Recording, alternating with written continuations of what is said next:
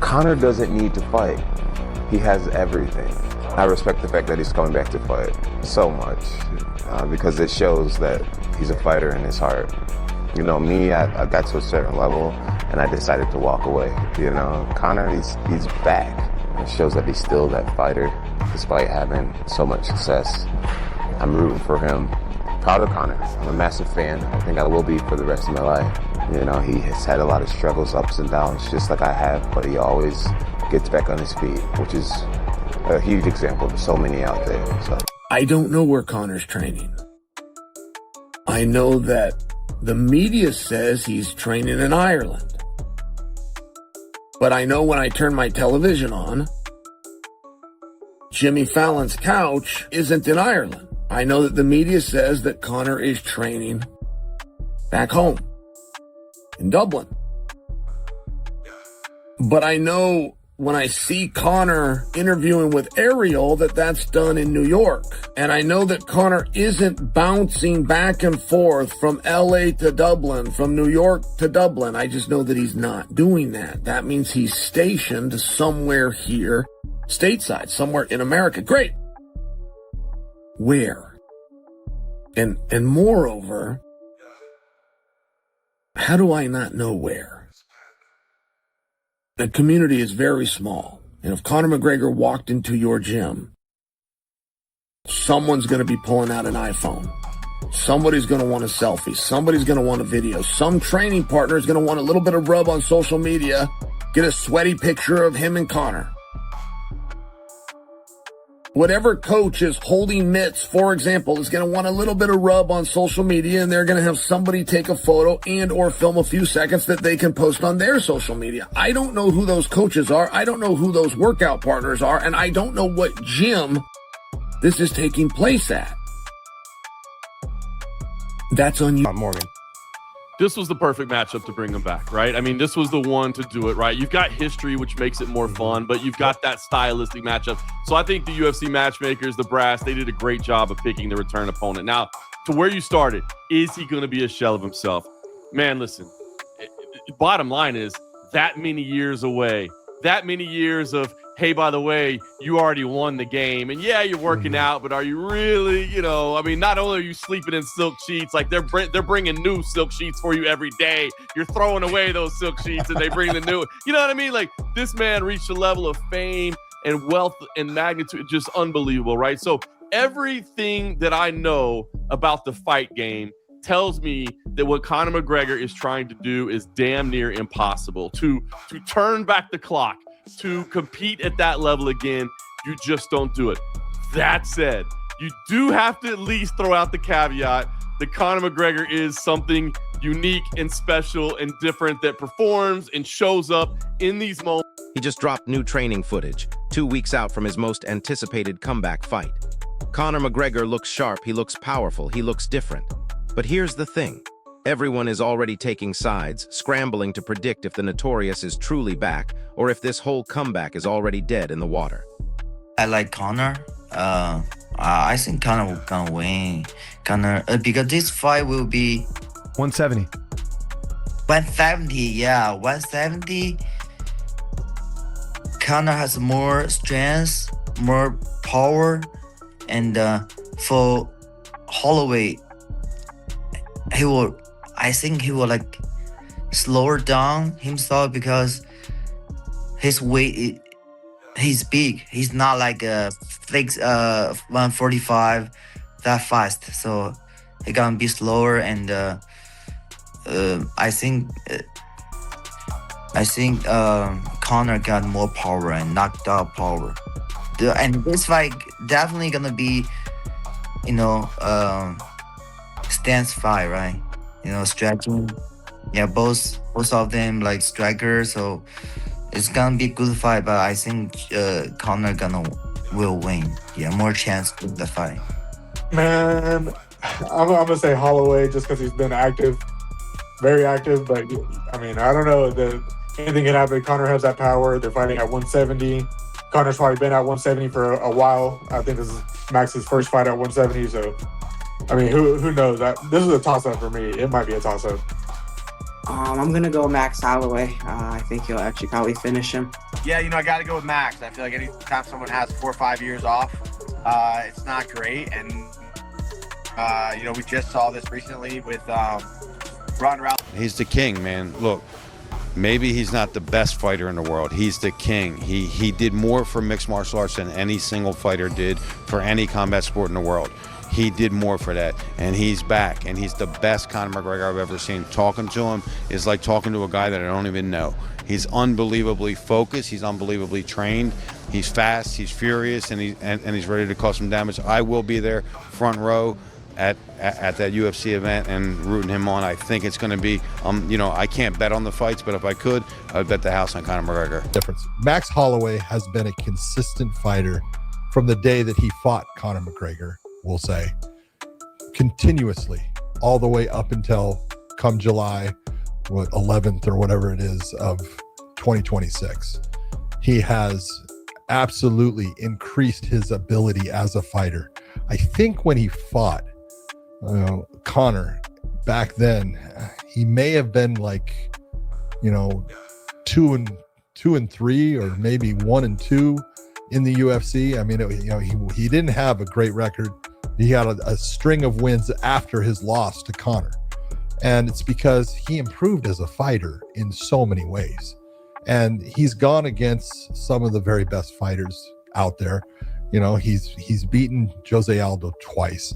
He's had all the fights with Volkanovski, which, one of them was, absolutely one that you could have said he won for sure. The other ones, yeah, he lost, but he was right there with him. He's fought the very best, while. This isn't just hype. The speculation is absolutely wild. Experts, champions, and top coaches are weighing in, and their opinions couldn't be more polarized. Is this the making of the greatest comeback in UFC history, or are we watching the final act of a legendary career? All the madness if Conor pulls this win off against Max Holloway. Think of the direction the UFC is going to go. And I love Max. Top 5 favorite. Max is so beloved. I don't know anybody that doesn't like Max Holloway. If Conor pulls this off, gets a knockout, some crazy highlight knockout in the first, second round, pulls this off, just think of the numbies, think of the matchups, think of the excitement, think of the run the UFC is going to go on Paramount. Yeah. Sky's the limit. Stupid numbies. I just want to see the arena, like what happens there. If he wins, people at home going crazy. And we're going to watch it together. Arena. It's going to be, I'll tell you right now, it's going to be real sad if next Saturday we're all together watching it with me and you, and Conor looks like a shell of himself and gets the shit beat out of him. That's going to be real sad. Because he closes the chapter. It's over. It's over. Brendan Schaub, for one, believes this is the toughest test of McGregor's career. He's convinced that a spectacular knockout win against Max Holloway doesn't just bring back the glory. It catapults the UFC into a new era of record-breaking fights. The stakes couldn't be higher. Dude, what do they do? If he wins, do you do the Islam title fight at 170? Horrible matchup for him, but do you do that fight? Do you offer him, which I'm sure they will, do you offer him the Justin Gaethje title fight at lightweight? Is Conor down to cut down to 55? He's looking massive right now. Looks like it'd be a miserable cut, but for a title shot, does UFC go, we'll give you a title shot, but it has to be at 55? Does he do that? What if in some crazy world that we live in, this MMA world, Ian Machado Gary beats Islam, and then they do it end of the year or early next year in Dublin, Ian Machado Gary versus Conor McGregor. Yeah, I personally, if it was me, it would be Gaethje. Just right now is the perfect time. I think him and Gaethje. Listen, he's going to be, no matter what fight, if he gets. But here's the kicker. Schaub also sees this as a make or break moment. If McGregor shows up as a pale imitation of his former self and gets dominated by Holloway, Schaub predicts his days in MMA are numbered. It's all or nothing, plain and simple. Like, how do you even do something like this where he hasn't fought in 5 years? Do you just, kind of go off the guy we saw before and expect that things can't be dramatically different, or what are you even expecting? I mean, you gotta kind of think that he grew as a fighter too. You kind of look at his old stuff, that what you can find, and you just kind of think, some things is gonna stick around, and he might add some stuff. So he's coming back from a big injury, and there's a bunch of stuff to include, but I think we did what we had to do.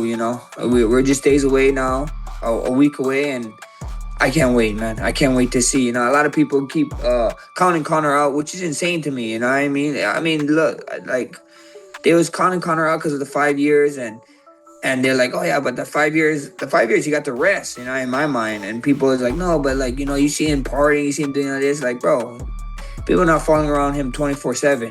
And get this, Schaub is already mapping out McGregor's post-fight future if he wins. He's talking about potential welterweight title fights against Islam Makhachev, or even a lightweight showdown with Justin Gaethje. Can you imagine the chaos that would create? While dropping back to 155 pounds would be a brutal cut for McGregor's current size, Schaub thinks the chance for another belt makes it worth it. Plus, there's always the possibility of a massive matchup with Ian Machado Gary if he beats Islam. The options are endless if he wins. Now listen to this part. Max Holloway, the man standing opposite McGregor, isn't taking anything for granted. He admits fighting someone who's been out for so long brings a ton of uncertainty. Holloway doesn't believe McGregor is the same fighter from years ago. Contrary to what many critics are saying, Holloway believes McGregor has evolved, adding new layers to his game despite his lengthy injury layoff. He dismisses anyone counting Conor out, arguing they simply don't understand the journey McGregor has been on. Hold up, Holloway also shot down the idea that McGregor has lost his signature charisma. He genuinely respects Conor's unique ability to draw a crowd, his unshakable confidence, and his marketing genius that built some of the sport's biggest events. Yet McGregor knows McGregor is still dangerous inside the cage and expects the usual pre-fight trash talk. But he makes it clear, none of that matters. The only thing that counts is what happens when that cage door closes and he's ready for war. But there are plenty who aren't buying into the Kale comeback narrative. Mario Batista points to McGregor's consistency and relentless pace as his decisive edge. For McGregor, the best strategy is an early finish, because every second that ticks by favors Max. Kale Sonnen, ever the analyst, argues the weight division won't matter. The superior fighter will win regardless. But he did raise a huge red flag, McGregor's past leg injury. That mental hurdle, the doubt about mobility and kicking, is a real concern. McGregor believes anyone picking McGregor is banking on an early knockout, not a drawn-out battle. Conor's explosive, striking-heavy style thrives early, but it's hard to sustain. Unlike a grappler who can manage pace, McGregor's aggression fades fast. Big John McCarthy also emphasizes Holloway's dramatic evolution. He was an inexperienced kid in their first fight. Now, he's a seasoned, elite competitor, hardened by years of facing the best. McCarthy sees a far more complete and dangerous Max this time around. McCarthy also highlights McGregor's long absence. While Conor's power is always a threat early, the fight increasingly favors Holloway as it progresses. Max will be comfortable at 170 pounds, while McGregor battles the physical toll of his layoff and weight cut. Despite these concerns, not everyone is predicting disappointment. BKFC President David Feldman is all in on McGregor, declaring he's never seen a better version of the Irish star. Feldman says Conor is mentally refreshed, laser-focused, and driven by a renewed purpose. Feldman believes a major comeback is absolutely on the horizon and plans to be cage-side, proudly supporting McGregor.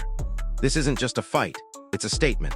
So who do you think walks away with the victory, Conor McGregor or Max Holloway? So there you have it. The fight is set, the tension is palpable, and the entire MMA world is divided on what's about to happen. This isn't just about one fight. It's about legacies, comebacks, and the shifting landscape of the UFC. Who truly has the edge, and what does a win or loss mean for the future of both these legends? Drop your predictions and reasoning in the comments below.